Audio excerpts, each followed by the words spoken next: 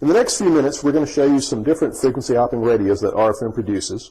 These modules are pre-certified, work at 900 megahertz and at 2.4 gigahertz. As such, they lend themselves to working very well in really harsh industrial environments. And the key is that with using a frequency hopper, the key is getting your data from one place to the other. That's what frequency hoppers do very well. So that's what we're going to talk about next, some of the product offerings that we make. So let's take a look at the architecture of a typical DNT module. A DNT radio can communicate to the outside world, whether that be a host micro or just simply to the actual end user, through a variety of communication interfaces. There are two main interfaces that you can use to talk to the devices, the DNT devices. One is through the standard UART port, TX-RX type port. The other is through a serial peripheral interface, a SPI port interface, which can use either in master or slave mode. In addition, there's also a diagnostic port that the radio has for doing configuration, things of that nature. A typical DNT RF module will include 3 10-bit ADCs, 2 16-bit or 8-bit PWM or DAC outputs. This is basically a PWM signal that's been filtered to produce a DC signal, and 6 general-purpose I/O ports, inputs, outputs of digital nature. Thus, a typical DNT radio will provide you with a variety of inputs and outputs to do any type of control or any type of monitoring you may need to do at a remote location. So let's take a look at how a DNT module can be used. They're generally integrated with other components to create a sensor node of some type. These components include a circuit board, a host micro, power supply of some type, whether it be battery or wired power, and a housing to put around the entire product. You can have multiple DNT units, or sensor nodes, if you want to call them that. We'll stick with DNT for now. Basically, these are all spread out usually over a geographic area, whether it's on the inside of a building or could be outside, many hundreds of meters apart. And so each one of these DNTs is hooked up to a sensor network. And the key point is they all come back to this gateway, basically the DNT gateway, which is the focal point, if you will.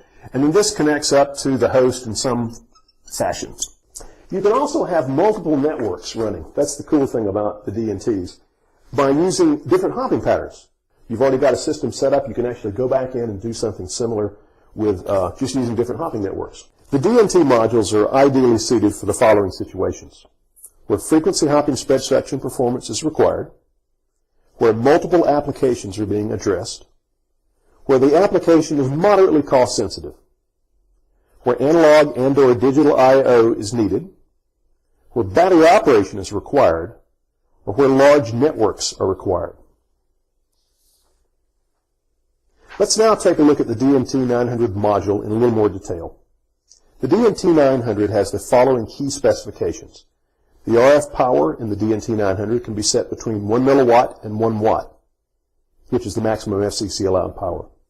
The RF data rate can be set from 38.4 kilobits up to 500 kilobits. You have 6 GPIO lines for general purpose inputs and outputs. They have 2 PWM outputs. These are basically the DAC outputs for the device. And 3 A to D inputs. Let's talk about tree routing some. A DNT 900 tree routing system consists of a base, remotes, and up to 63 routers. A router is basically a remote that has been configured with 2 operating modes: a base mode for its child radios and a remote mode for its parent router or the system base. This allows the router to do tree routing in addition to normal remote functions. Each router can forward messages to and from a total of 126 child radios. A DNT 900 tree routing system can cover a much larger area than other DNT 900 networks, with the trade-off that the tree routing increases message latency. Tree-routed systems are very well suited for many industrial, commercial, agricultural data acquisition applications.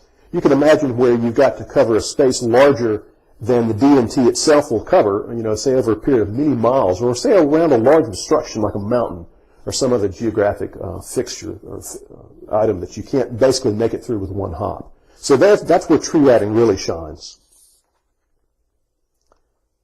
The DNT 2400 operates in the 2.4 gigahertz ISM band. It has user-configurable RF power outputs, just like is in the 900, and that power actually can be set between 1 milliwatt and 100 milliwatts, which turns out to be basically the maximum power we can transmit in Europe, and so that dictates the top end. The data rate can be set from 38.4 kilobits, again, up to 500 kilobits, as in the 900. The DNT 2400 has the following key specifications. The RF power can be set from 1 milliwatt to a watt. The RF data rate can go from 38.4 to 500K. We have 6 GPIO connections, 2 PWM outputs, and 3 A to D inputs again. It has the same features as the DNT 900, such as auto reporting and tree routing. Now let's talk about the DNT 90 radio module.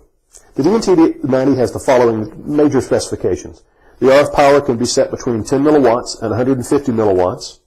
RF data rate can be set as high as 100 kilobits. It has 6 GPIO connections, 2 PWM outputs, DAC outputs, 3 ADC inputs, and some of the key features for the DNT 90 are, it's a superior combination of frequency hopping spread spectrum, low cost, long range, at a very inexpensive price. Its flexible configurations has store and forward repeating capabilities to extend range. We'll talk about that in a moment. It has multiple analog, digital, UART, SPI interfaces, and auto reporting and sleep mode operation. So a lot of different modes of operation. It has AES 128 encryption to secure sensitive data when sent wirelessly. And it's already FCC and Industry Canada certified.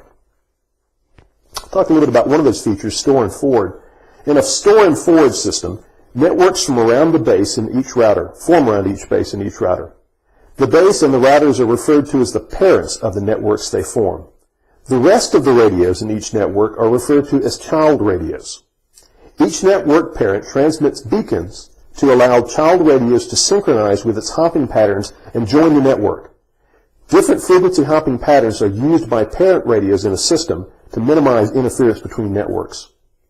Store and forward systems are used to cover larger areas than is possible with a single DNT 90 link, or in that particular case. The trade-off in store and forward is time delivery of the data. Basically, each one of those hops, if you will, in the store and forward adds a bit of latency to the link.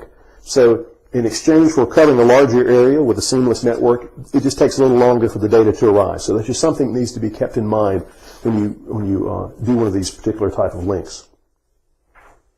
Lastly, let's now take a look at the DNT 24. It has the following key specifications. RF power can be set from 10 milliwatts to 100 milliwatts. The RF data rate can be set to 250 kilobits per second. It has 6 GPIO, 2 PWM, 2 DAC outputs, and 3 ADC inputs.